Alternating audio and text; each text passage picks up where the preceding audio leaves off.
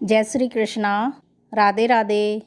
भाद्रपद मास की शुक्ल पक्ष की चौथ का चांद देखना कलंकित क्यों है, इसके बारे में हम कथा सुनेंगे।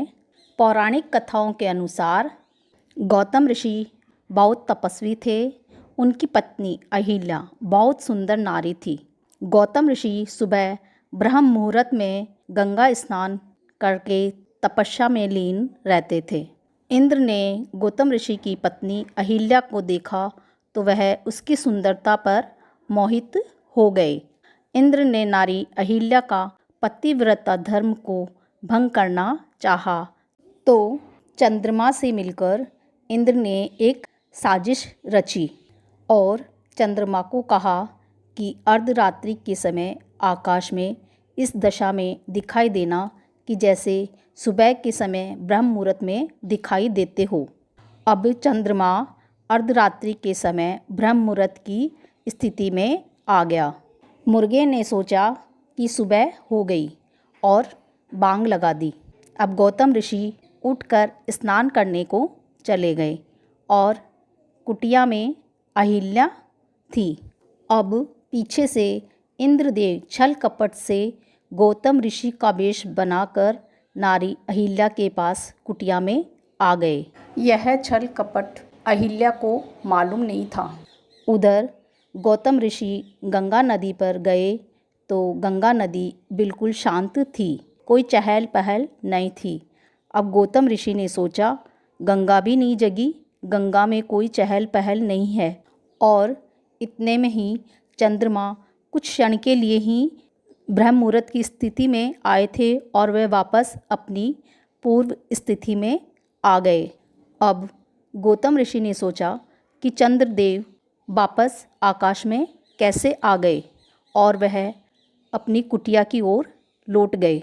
उधर इंद्रदेव अहिल्या की कुटिया से डर के मारे भागकर गए तो गौतम ऋषि ने भागकर जाते हुए इंद्र की पीठ को देखा और कुटिया में आकर नारी अहिल्या से पूछा। नारी अहिल्या ने कहा, महाराज आप ही तो थे।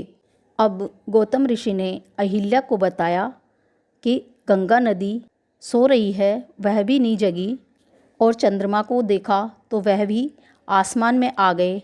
अब गौतम ऋषि समझ गए कि यह छल कपट इंद्रदेव ने किया है, यह इंद्र की साजिश है।